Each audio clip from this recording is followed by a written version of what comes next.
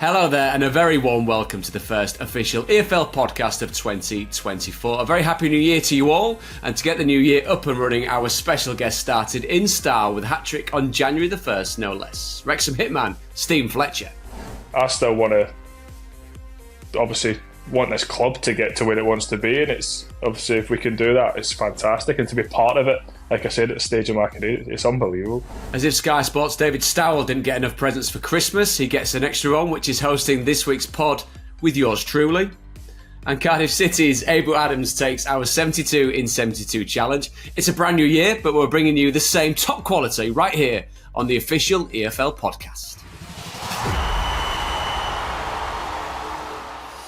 Okay, welcome along to the first official EFL podcast of 2024. Some things are brand new, it's a new year, some things are wonderfully the same. David Stowell, how are you?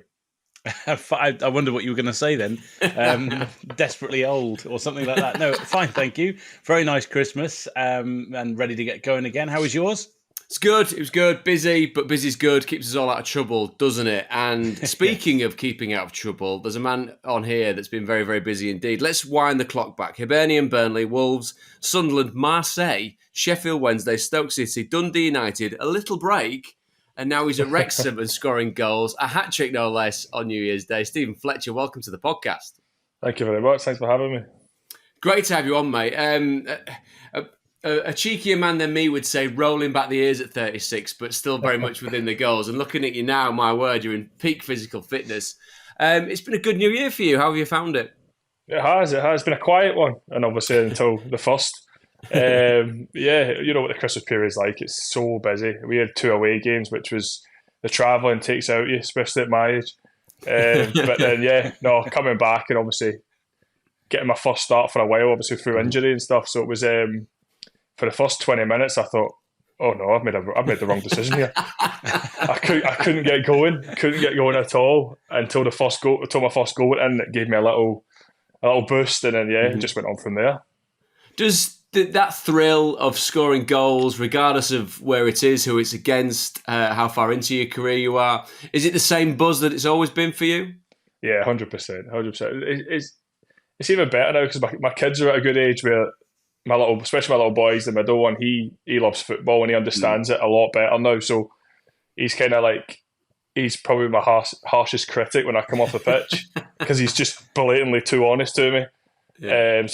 It's good in that aspect of seeing the kids getting to watch it, because obviously when I was playing, for instance, in the Premier League and stuff, they were too young to understand what was going on. They were babies, to be fair. So now it's that little extra when you get a goal, you look over and you can see them there. Do you know what I mean? So it's good.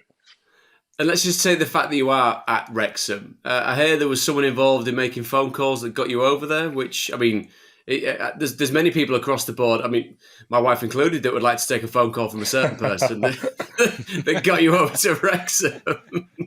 I think it's a common thing that he does. Obviously, when you sign for the club, it's always nice for them to give you a phone call. I don't obviously that many owners in England do that, but obviously with who he is and stuff, it's a nice little it's a good feeling when you get that phone call off him after, especially just say welcome to the club, and just for what they've done for the club, done for the place as well. Do you know what I mean? It's fantastic what they're doing. The buzz around Wrexham's, honestly, it's something else that, even though I have played at no disrespect, but bigger clubs, it's just it's up there with the buzz around the place is up there with the teams I've played with. It's unbelievable. That must be quite odd, though, surely for you in some ways, because you've played at the highest level, you've played international football, and now you're down in League Two, but at a club, like you say, which has this real buzz about it, this real excitement about it. So how do you kind of explain that to yourself almost, that you're in that, having done what you've done? It's refreshing, especially at I'm not going to say my age, I'm going to say at the stage of my career. It's refreshing, do you know what I mean? Just to be like, because I think everyone always kind of thinks, you've moved down a few leagues, so you're kind of like settling down now, but I still want this club to get to where it wants to be, and it's obviously, if we can do that, it's fantastic, and to be part of it, like I said, at the stage of my career, it's unbelievable. Does that feel like there's a bit of an Indian summer with it all, Steven? Because coming away from Dundee at the age that you did, and sorry, this isn't an age-related podcast, don't worry about that, but I was reading a couple of articles that suggested that in your head you were getting around, well, this could be it now. The boots are going to be hung up, and then the next part of your life starts when you are still a relatively young man. But then that chance to come and get back into it, because football is football, isn't it? You said, we talk about the different levels, but that buzz, that 90 minutes or 100 minutes as it is now, I mean, that fundamentally stays the same, and your love for it stays the same, doesn't it? Yeah, I think you say that, the buzz, from being a footballer near enough all my life, it's hard to get that again from anything else. So like you said there, you were naming my clubs, and then you said I took a little time out. That little time out I was considering. It was, I was probably 75% done and thinking, do you know what? I think the last season took a lot out of me, kind of mentally, not physically. Physically, I still feel as fit as I have for a number of years, but mentally getting relegated, and especially with the expectation they had at that club at that time, we'd never ever envisioned that we were going to get relegated. Do you know what I mean? So it did take a lot out of me, and I took a little bit of time away, and I just thought, I think it was when I was on holiday, to be honest, when I was sitting at the beach, and I was like, I don't know if I want to go back and do a pre-season. Pre-season can do what? That pre-season was just getting further and further away, and I was thinking, no, I don't know if I can go back and do this. And then, like I said, I was on the golf course enjoying myself, and I was ticking over still. I always do anyway, so I was always ticking over just in case. But the longer it went on, I thought, I think I was enjoying the school run and then going straight to the golf course, to be honest with you. So, but then, I got the phone call, and I thought, you know what? I think the wife kind of seen a little change in me when I had the phone call. And she was like, you need to go back. I can tell you've still got something there that, unfinished business, more probably was the best way to describe it. And when the phone call came, the gaffer was brilliant on the phone. He just said, listen, like, would love you to come down. And after the phone call, literally, he was like, could you come down now? And I was like, oh, okay. I was like, probably going to need to go and tell the wife that one, but I could come down now. And that's from being based up in Glasgow. Yes, I was actually on the golf course when I took the phone call. Actually, I was on about the 16th hole, playing well actually. Did you finish the round before you left?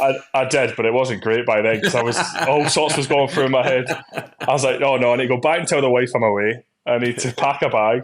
So it was literally straight off the golf course, back home, packed a bag and left. The thought of joining Prutz on the sofa, presumably in retirement, would have been enough to put you off hanging the boots up. But I mean, in terms of Wrexham itself, I mean, I used to cover Wrexham before they were famous, if you like. I mean, worldwide fame. That you've kind of got this situation now with the club after the documentary, and obviously the owners and everything.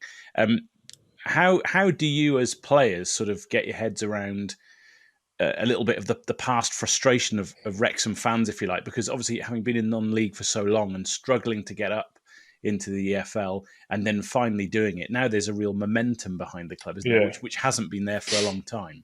I think the fans are just riding the wave that everyone else is just now. Do you know what I mean? It's such a hype around the place, and I think we're all just kind of going with it, and it's going in the right direction. And obviously the gaffer's got the lads playing some good football as well. He's brought in he's recruited very well, I think, especially with James McLean, some experience, and George Evans he's like a Rolls Royce in that midfield. The way you see him when he come back at the weekend there from his 3-game ban, it was just like he just slotted straight back in, and he's a big part of how we play. And then you've got the likes of Mullen and Elliot Lee who can score a goal from nothing. So everyone's just riding that wave of last season, obviously, and we've kind of carried that momentum on, and hopefully may that continue. It seems like a really good mix of players with all different kinds of experience, because going back to Stowell's point about fan perception and fan expectation, you see these big names, big Premier League names walk in the door, then collectively, no wonder there's a buzz. But also, does that then mean that promotion has to be the be-all and end-all come the end of the season? I think it is obviously there's a lot of pressure for us that come in, myself and James, because I do think people probably expect, to be honest with you, I don't think people expected much from me with the age I was at. So I'm hoping I've put a smile on their face. But yeah, it's there is obviously expectation and pressure, but the boys are handling it well. There probably was last season, especially after the year before when they got so close. And then the year after, I think everyone expected them to go on again and push on. So, like I said, they're just riding. It's a good wave to be on just now that we're doing. And like I said, if we can keep the momentum going and the form going, then it's we've got a good chance. And it's part of what sort of keeping you in the game and keeping your mind fresh. The fact that you've got a real battle on to get in the team, haven't you? With Paul Mullen obviously being sort of the headline injury over the summer and then coming back in and scoring goals, and the fact that you've got a bit of competition up there. Now you've come in, you've got the hat trick against Barrow. There's a good fight on there, isn't there? There is. We've got a good group of strikers. We've got two good young lads as well with Sam Dolby and Bickerstaff. Bicker's obviously just signed a new deal as well, which is great for him and the club. And Ollie Palmer, obviously Ollie's out injured just now, but he will be back relatively soon. So we've got a good competition, and it's good for strikers. I think it's because you need to be kept on your toes. You need to be kept on your toes because I've played in a lot of clubs and we've had a lot of strikers, and for a fact if your form dips, someone will come in and if they stay in the team, you're sitting watching from the side. So it's good. It's a good competition we've got going just now. Competition between strikers. I know that goalies are odd. Strikers are their own kind of little characteristic as well. So in that sense, are you all rooting for each other and pushing each other on?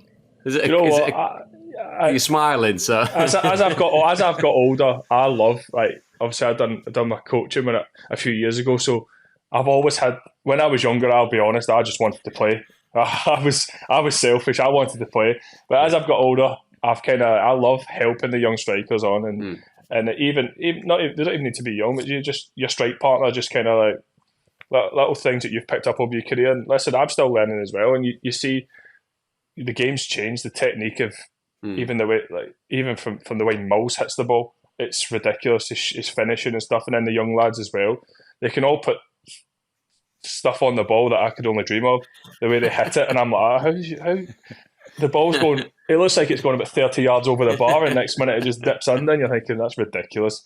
I'd do my back out trying to hit a shot like that. But it just, do you know what I mean? So I'm always learning as well. I'm literally asking them, where do you hit the ball for that to do that? You mentioned coaching though, and badges, and presumably in the little period that you weren't attached to a club, that next step must have been looming pretty large. So now you're back with the boots on playing. Is coaching part of your future? I'd like to think so. Yeah, I will complete my badges, and I'll have them there. I do enjoy it. Before I done them, I kind of got pushed into doing it, and I was like, I don't know. But see, when I started I got addicted to it, and I was like, this is good. And see, but before, when I went away for a week with the Scottish FA, and I didn't want it to end, and I had to go back to my club, and I was thinking, I don't want to go back. I want to carry on doing this. It was that enjoyable. But then obviously you take time away and golf takes over. I'm not going to lie. and then I was back playing. So I will carry on doing bits and pieces. But yeah, right now I'm concentrating on playing. I'm playing golf. You talk about passing on experience. I mean, in that little short spell out of the game, if you like, before joining Wrexham, did you start looking back over the career a little bit and sort of looking at your route through football? And particularly, I'm thinking, obviously, the club that sort of stands out on the CV there for a sort of change of scene and change of experience, if you like, is Marseille. There were various, obviously, other bits with the Premier League football, with the international football as well. But did you kind of have a chance to think back over that and the sort of the moments that stood out for you, particularly the positive ones, the bits you enjoyed most? Yeah, do you know what? I kind of switched off for a bit. I probably switched off too much, and that's why I think I was kind of just going out and playing golf and didn't actually realise that this could be it over. Do you know what I mean? I don't know if I had it in the back of my mind that I was always going to go back, but just didn't want to tell anyone. And the missus was probably saying, I think she got sick of me, to be honest with you. We were going on the school runs, and I was literally like, right, so what are we doing now?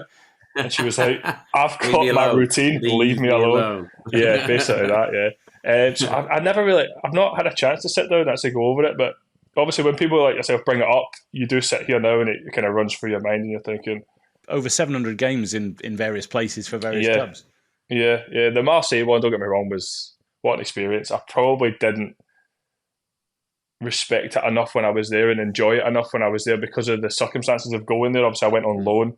I still Did it come like out of nowhere then, Fletch? As in out the blue. Honestly, it was like the story's ridiculous. I was lying in bed on I think the transfer window was shut on the Monday night at 11 o'clock. I was in bed Sunday night, and I'm an early bedder. I go to bed early, so the wife's still up when I'm in bed, and she was nudging me saying, "By the way, your phone keeps ringing. It's your agent." And I was like, "What's he phoning me on a Sunday night for?" I answered the phone. He basically said, "Listen, you've got a chance to go in here tomorrow. The transfer window shuts, blah blah blah. So you might need to take a bag into training." And I was like, so I'm turning up to training, like obviously a little shirt and that on, like. And the boys are like, something to do with Fletcher. Yeah, I've got a bag in that. And the boys are like, where are you going after this? I was like, oh no, yeah. And it literally just happened that I went into training Sunday. It was Allardyce at the time. Sam had just said, "Listen, don't train today because I think you're going." And I was like, "All right, no worries."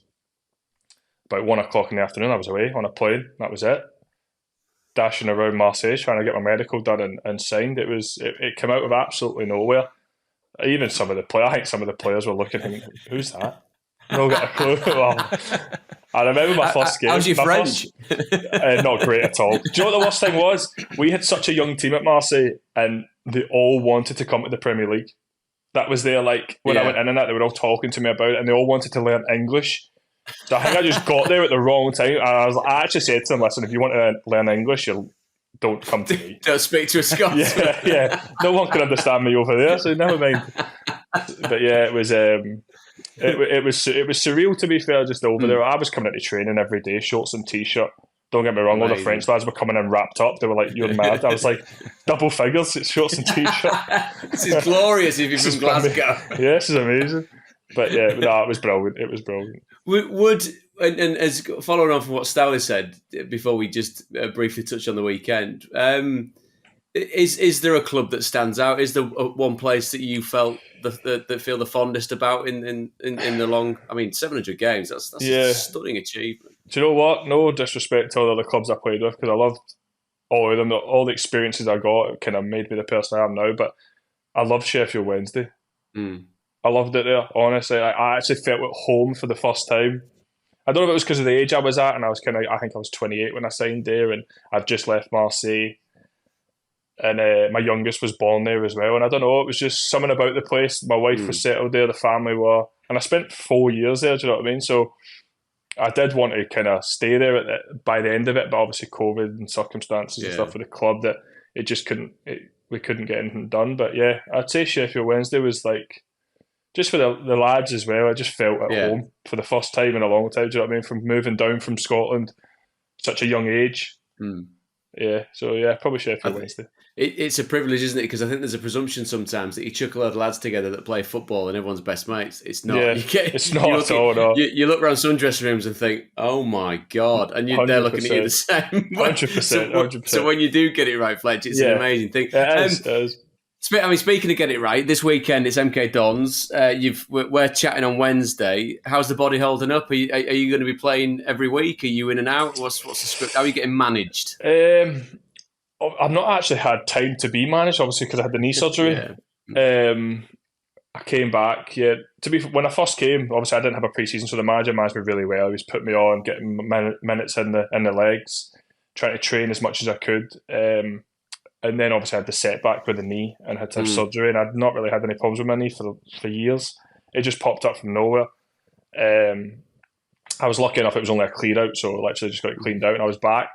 Physios were great with me. So now it's just about trying to manage now, but obviously with the FA Cup coming up, we had the games on Sunday, so then we'll have the league game again. So I will have time to kind of recover. But to be fair, I'll give them the due at Wrexham. They do give us every thing we need to recover. We've got the cryo and everything, so I can't complain. Two old boys with dodgy knees. That's just you and Stowell. I'm running now. You're running now. My biggest. He's almost back to full fitness. I'm on the treadmill. Happy days. I can run. ACL reconstruction in the summer. Won't bore you with details. Back running. There we go. Happy days. Right, gents, this has been lovely. Stowley, you're going to get a little break, but we're going to let Steven go. Steven, it's been so nice to catch up, mate, and watching it from afar and being able to discuss it with you firsthand. And if you do get a chance to sit and think about it, you'd be right to be very, very proud of what you've done, mate. It's been phenomenal. Thank you very much, mate. Thank you. Okay, right. Our first 72 in 72 of 2024. My God, that's a lot of numbers in one sentence. Is Cardiff City's Abu Adams. Take it away. This is Abu Adams. This is 72 in 72. Wrexham, Forest Green, Barrow, Carlisle, Bradford, Swindon, Harrogate, Bolton, Wigan, Reading, Chelsea, and that's not included. That's Prem, oh my God. Cardiff, Swansea, Bristol City, Bristol Rovers, Cheltenham, Birmingham, West Brom, Stoke, Sunderland, Middlesbrough, Luton, nope. I've gone blank here.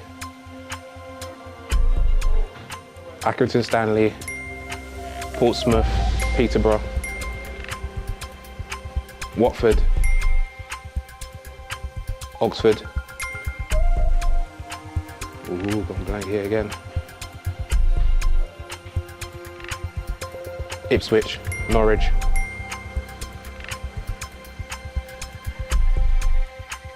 I've gone blank. Leeds.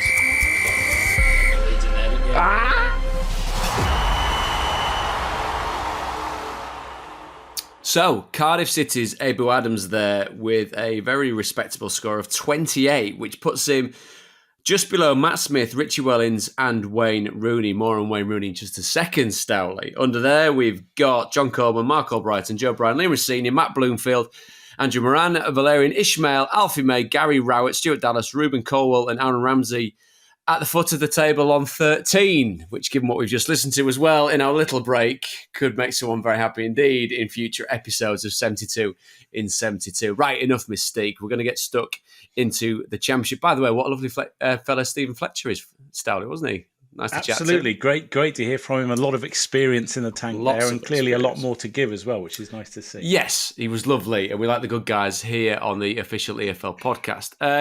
Wayne Rooney was in at Birmingham for 13 weeks. He's now on his way out of Birmingham. We discussed it at the time with John Eustace doing a sterling job with the team in the playoff places. He now leaves the side 6 points above the bottom three. First question, was it enough time? Second question, was it the right decision? Some big questions there. Well, I mean, 83 days in a job is surely never long enough to really change things. But then, of course, not a lot really needed to be changed in many people's eyes. It's a very strange situation all round. 15 games, just 2 wins, appointed on the 11th of October, and as you say, just gone in the last few days. I mean, if I were a Birmingham City fan, I'd be so frustrated because the season has essentially been thrown away, albeit the Championship is a ridiculously tight division in which a few wins on the bounce, if you get momentum, you can fly up that table. But they were in such a good position, and who knows, in another world, they might have stayed in the top 6 and gone up. We'll never know, obviously, and maybe they wouldn't have done. But from that promising position to be now in a situation where I don't think they'll go down. They've got a 6-point cushion on the bottom 3. But you never know. They could. And to think that they could end up going down at the end of a season in which at one point they were in a very promising 6th place is crazy. And they've got some big games before the end of the transfer window. So, I mean, a lot of people thought Wayne would get the transfer window. Having come in, he'd at least get that. The fact that he hasn't now means the appointment needs to happen quickly to ensure that manager gets the time to, first of all, assess what he's got, and second of all, deal with it and bring people in and get people out. Swansea and Middlesbrough at home and Stoke away. And obviously, Swansea and Stoke are sort of in the mix in the wrong end of the table. Middlesbrough desperately trying to get consistency and get up towards the playoff spots. It's not quite happening for them at the moment. It feels now like Birmingham City are again where they were after the whole Gary Rowett thing. I know it's a a topic that's been mentioned a lot. Gary Rowett sacked in December 2016. Again, in a very good position. Gianfranco Zola came in as a big name to manage the club. He lasted 22 games, won just twice in that time. And he went, and the club's been chasing its tail ever since. And it feels like 7 years has just gone without a lot of meaningful reward. And that small bark was my dog either agreeing with you or disagreeing with Probably you. disagreeing. I'll have a word with her after this. One paw up for yes, two paws up for no. And then I suppose, I mean, the real proof in the pudding, and we'll see what happens in January with Birmingham City, was that team in the playoff places overachieving, and is the team under Wayne Rooney underachieving? I mean, do Birmingham exist somewhere in the middle? Like I said, time will tell with that one, because I still think, given the makeup of the top 6, 7, 8, that squad to be in that mix for me would have been overachieving. Overachieving and coaches of a certain background. We looked at a glamour name in Wayne Rooney and a name that is linked to career coaching and doing a good job thus far in the Championship is Danny Röhl, of course, at Sheffield Wednesday. A slightly different route into the management game with regards to where he comes from and where Wayne Rooney comes from. But broadly, even though that team is still in a precarious position, the club is, there's been a universal embrace of what he's done with Wednesday so far. Yeah, it's important to underline nothing's been achieved yet at Wednesday in the sense that they're still obviously in trouble. They're 3 points from safety in the Championship down at the bottom. And third from bottom, indeed, Rotherham and QPR underneath them. But the interesting contrast here, as you say, is that, you know, Wayne Rooney comes in with the sort of fanfare of the career that he's had, whereas when Danny Röhl came in at Sheffield Wednesday, some people sort of said, well, who is this guy? Now, he's very well respected if you know your coaching circles, and he's been number 2 for various different managers at various different clubs, and we touched on that earlier on in the season. But as a 34-year-old, coming in as the youngest manager in the EFL, as an unknown quantity, his first managerial job, and Wednesday's 11th permanent manager in 12 years. There's a lot to unpack from that appointment, and especially when it started with 5 defeats in the first 6, and maybe people thought, well, this guy isn't going to turn it round, the club's going down, let's just forget about the season. But then came the Leicester game, which I commentated on, a home match. Leicester City led fairly early on in the game, controlled the match, but took their foot off the pedal a bit. Sheffield Wednesday were never out of it, had moments of danger, and looked promising at times. Got an equaliser right at the death, 93rd minute, I think it was. Jeff Hendrick off the bench to score. And they've won 5 of the 8 since that match. Losing the other 3, it's a bit all or nothing. But at the same point, 5 wins out of 8 is not relegation form, clearly. And there's a plan, there's an identity, and there's a bit of that good old Yorkshire grit coming through now. Yeah. And there's a lot of promise. And having commentated on the Sunderland defeat at Hillsborough earlier on in the season, one of the last games under Xisco Muñoz, when there was almost an element of resignation amongst the fans. They were angry at where the club was, but it almost sort of felt like it had gone past that. Now there feels that promise, and they are difficult to beat at Hillsborough, as you'd expect with the atmosphere that they can create there. If we kind of cast our eyes back up towards the top, I mean, it's hard to take your eyes off Leicester. 10 clear of Ipswich in second. I suppose the real intrigue then comes down, doesn't it, with Ipswich just 3 points ahead of Southampton, Leeds in fourth with 48 points, West Brom, Sunderland making it the top 6. And we saw Southampton leapfrog Leeds over the course of the Christmas period. Back-to-back defeats against Preston and West Brom. Back to it against Birmingham, albeit, as we said, them in a tricky position, the Blues. So given that, out of the Christmas type of period, Southampton marginally better than Leeds is, would you say? Yeah, Leeds was a funny one, wasn't it? Because they sort of took Ipswich apart, winning 4-0, and looked really good. And you'd have thought at that point, this is going to be a great Christmas. They're going to kick on. But then obviously losing to Preston, who are, to be honest, you don't quite know what you're going to get with Preston at the moment. West Brom, who are starting to fire. I did their game against Stoke City, and they did well in that game, but they've kicked on since and had very promising moments throughout the course of the season. The interesting thing with Leeds last time out, the Birmingham win, was the fact that Patrick Bamford came in up front, Joel Peru on the bench, and Jorginho Rutter was the number 10 rather than the number 9. He really enjoyed himself in that game. It's only one game, obviously, so you don't want to say that's where he should play. But a few people have been saying that through the course of the season. Some fans have been calling for him to perhaps play there. And I wonder if that might be a slight switch that benefits them throughout the rest of the season. Mm-hmm. And the ability for Peru and Ruter and Bamford as a 3 to kind of rotate in those slots, maybe. We'll see. The only fear I had with Leeds coming into Christmas, having commentated on the game at Rotherham, when they went ahead and they were basically in charge of the match. It felt like it was a very comfortable match. But the lead was only fragile. It was only the 1-goal lead. And right on half-time, Rotherham equalised. And then the second half, Leeds didn't really get going again to kick on and get that second, third and fourth goal, say, that you'd expect them to do at a club who's really struggling in Rotherham, down at the bottom. So they just need to make sure that they make those games count, because it's too easy, isn't it, I suppose, in a match. And you'll know from being on either side of the fence, sometimes you're in a game which you just think you're going to win quite well, and the ball gets passed around and time disappears, and before you know it, you're in added time at the end and you've only got a point. Scrabbling around trying to make up for poor decisions. That's just the story of my life, Starley. Also, I mean, just a name check before we dip into League One. Sunderland and Michael Beale, lots of emphasis on his appointment, given the fact that Tony Mowbray, we believe, was doing a good job, but he's got the Black Cats back into the top 6. I'm intrigued to see how that one pans out. Top of League Pritchard One, key for them as well. Pritz, he is just coming into it now after a bad spell in his career, really, the Huddersfield thing, and so it's nice to see him doing well. And as well, I mean, he would be classed as the elder statesman at Sunderland, wouldn't he? I mean, whether he'd thank us for that. It's a bit like me and you telling Steven Fletcher how old he was several times, and him just taking off the chin and getting on with it. Fletch, you're really old, mate. Well done for still running around. As I said, top of League One, Pompey, Bolton, Peterborough. Derby, the great run of form, obviously, up until they were beaten by Peterborough last time at Oxford and Barnsley. The top end of League One has got a real familiarity to it, and it's been like that for quite a while. I'm just really intrigued as we turn into 2024, what this looks like come the end of the season, because big names right at the top, big names that we believe would last the distance from here on in. Yeah, I mean, that's really where Portsmouth want to make this season count, isn't it? There have been quite a few false dawns, if you like, really promising league starts that have petered out. And this season, they've looked really commanding in terms of results and position in the table.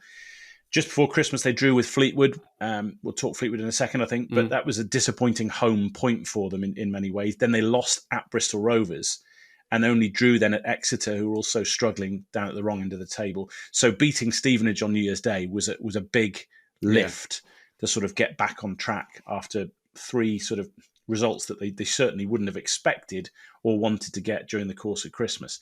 And you mentioned Peterborough. I mean, that's the kind of club which is always intriguing, because they've always had that element of jeopardy. They score loads of goals, they concede a fair few as well. There was the playoff drama last season, and there tends to be quite a lot of drama around their games, no more so than the game at Derby the other day. 2-1 down with 6 minutes to play, equalised on 84 minutes, then won it in added time. They haven't lost since, was it November the 11th at Wigan? I think it's 1 defeat in 13 games for them. So they're obviously kicking on as well. And Bolton, likewise, back-to-back defeats in early December, and we wondered how they'd respond, and they won 4 on the bounce. So it's about those setbacks, isn't it? But then responding to them and not letting that bad form fester, and that the teams at the top are the teams who can shake these things off. Maybe because of players with experience, maybe because of the ability of their managers, maybe a mixture of the two. Ability of managers, that's the next case in point. Lee Johnson has parted company with Fleetwood. They're on the 3rd manager of the season. They've gone for Charlie Adam, who was formerly the loans manager at Burnley. Lee Johnson, where does he go from here, and what are we going to get from Charlie Adam? 2 difficult questions to answer. I'll give it a go. Lee, I think, has always been a really approachable guy in terms of chatting to the media, working out what his strategy is. Yeah. I mean, I've spoken to him before Wembley finals before and things like that, and he's been on great form. I do think he's got a future as a manager. I think he's got promise there. The problem is obviously that he was sacked at Hibernian, then came straight back in almost at Fleetwood, and then it hasn't worked out. And then you've just got to take your time to recover and make sure your next club is a really good fit for you. So I wish him well, and I hope it works out well for him in that game. Just lasted 111 days at Fleetwood, which, again, we talk about Wayne Rooney getting 83 days. We're not talking about a long time here to get your sort of philosophy, if you like, which is always one of those managerial buzzwords, and get the side playing the way you want to play. And then, of course, the idea of the January transfer window, which he hasn't had to make the squad his. So, an interesting decision to let him go. In terms of Charlie, rarely does having 3 managers in the season work out well for a club.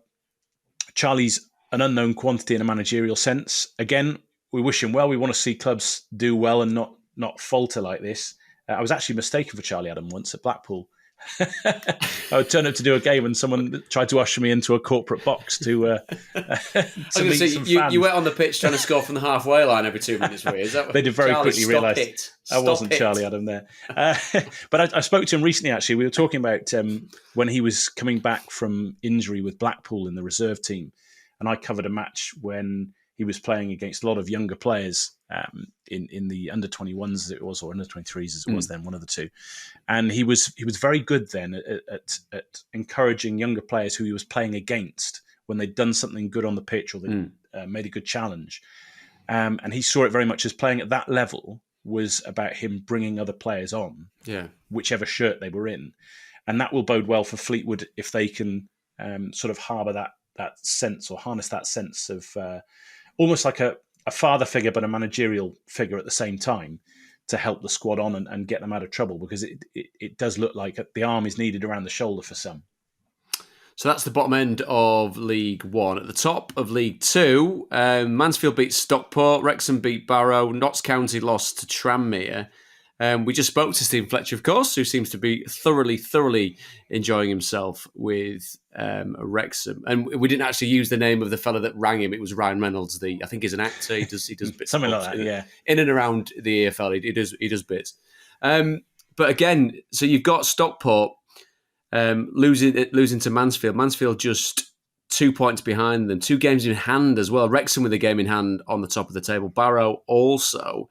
Notts County, we'll come on to them in just a second. I mean, that's more to do with how well Tranmere are doing under Nigel Adkins. It's a phenomenal turnaround that he's managed to instigate. But again, we've got a proper race for promotion, even though there is that gap of 4 points between Wrexham and Barrow, between 3rd and 4th.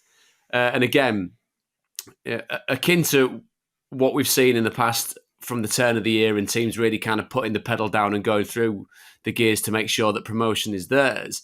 This is a fascinating one because sandwiched between Stockport and Wrexham, Mansfield Town, we're ticking off different boxes and different approaches here, aren't we, of how to get out of a football division? Yeah, and form is it can be very up and down in a season, even if you win a league or get promotion, can't it? Particularly in League Two, the last few years has been really competitive in terms of not being an awful lot of difference between a team in, say, 6th place and a team in 12th or 13th. And just going on a run, that momentum, that consistency for a brief spell can just get you up that little bit higher, which makes all the difference at the end of the season. Stockport obviously went through 12 consecutive league wins, which is phenomenal, and record equaling, but they've only won 2 of the last 8. So they're faltering a little bit. Mansfield have won 9 of their last 12, so they're going in the other direction, if you like.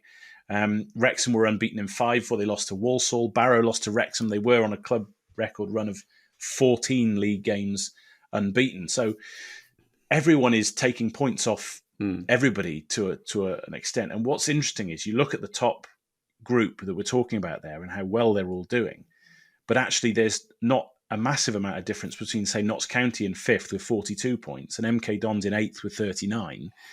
And below them, there's only 5 points down to 14th and Harrogate Town and Bradford City.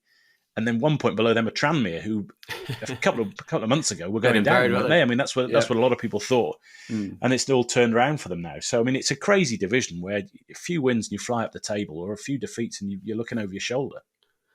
You mentioned Tranmere, so it's 1, 2, 3, 4 wins on the spin within a very, very good run of fixtures and results anyway. 4-2 against Notts County. That is a statement victory, it feels like, in this particular division, given pre-season predictions of where Notts should finish and where Tranmere perhaps should finish. Yeah, and again, it's how you react, isn't it, in a division like this? So Tranmere lost 6 on the bounce, and then it's 7 wins from the 11 since that. And it coincided with Nigel Adkins' appointment as a permanent manager rather than the interim manager when he replaced Ian Dawes. And like I say, a while back we were saying they could go down. They could actually go up. I mean, who knows how the season will unfold from here? And there's so much time and so many games still to play. But they're only 6 points off the playoffs now, whereas a while ago we were talking about them potentially being cut adrift at the bottom. So, yeah, we mentioned a few weeks back he's very much Mr. Positive, Nigel Adkins, and he's obviously instilled that in his team. And the rewards are there for all to see. It's his club, it's his town. He's a former player, a fan of the club, and maybe all of that's knitting together to propel them forward. 15th, then we find Tranmere. Salford City in 21st, parted company with another coach. I mean, it almost feels, Stowley, like Salford City have been forgotten in this division as a big club with decent financial resources because other clubs with decent financial resources have stepped to the fore. There's latest rumours of potentially Ryan Giggs stepping into the breach there. And obviously with the Class of 92 connection, that would make sense to a certain degree. Well, I know it's a part of the world that you've covered extensively. Obviously, slightly bigger clubs on that particular part of Salford. But what do you make of where they are, what they are, and potentially the direction they're heading in? Well, this is probably one of the surprising stories of the season for me, because you're right about the whole big club thing in League Two because of Stockport in the last few years, and obviously the Wrexham story with the documentary and all the rest of it. They have been forgotten about a little bit, Salford, but that's also partly because of what's happened on the pitch, isn't it? And to think they're only 5 points clear of the relegation zone is mad, really, when you think that they were trying to get up for so long and getting in the playoffs and not quite making it. Of course, last season they were in the playoff semi-finals, lost to Stockport. They've gone 10 games now without a win, which is the longest spell for them in the EFL without a win. And out of those 10, they've lost 7. They've taken 3 points from the last 30. So they're very much in this sort of mentality at the moment of expecting, I suppose, to get nothing out of matches. Matt Smith, who friend of the pod, of course, we spoke to him a few weeks back, has not scored for 7 games. He was on a roll before that. So there's lots of contributing factors to this. But ultimately, yeah, they've only won 6 games all season out of 25. I mean, they shouldn't be doing that with the resources they've got, with the players that they've got. So yeah, next appointment is big. I don't see them going down. No, but they could, and that's why they've acted, isn't it? Because maybe they felt that the form wasn't going to pick up. And I praised Neil Wood when he got the job, and early on in the season here, because I do think he's a coach with a lot to give. I think he's learnt a lot from his time at Manchester United. I've worked with him. He's a good guy. He's got good relationships with players. But it just hasn't worked out, which is a real shame for him. And 19 months in charge, and he's out the door, and they're looking for another one. 19 months in charge. I mean, that feels like about 20 years in the sense of how long managers get. Current climate, doesn't it? 83 days or 19 months. I know which one I'd rather take. Stowley, thank you so much for joining us. The first pod of the new year. Give us a quick resolution from your point of view. Pod more, if possible. That's there is a T-shirt right there. Pod more, and see you more in person, because that would be lovely. We've chatted like this a lot, but yeah, you'd be sick of that by the end of January if that was. I was going to say February will come along. I'll regret that one. Exactly. Thank you so much. Keep yourself busy, my friend. See you soon. And you too. So that's the first part of 2024 done. A huge thank you to Steven Fletcher, David Stowell and Ebu Adams. As always, if you've enjoyed it, then please do give us a 5-star rating, press the follow button and share on your socials. If you'd like to get in touch, our email address is podcast@efl.com. That's podcast@efl.com. My name's David Prutton, and I'll see you next week on the official EFL Podcast.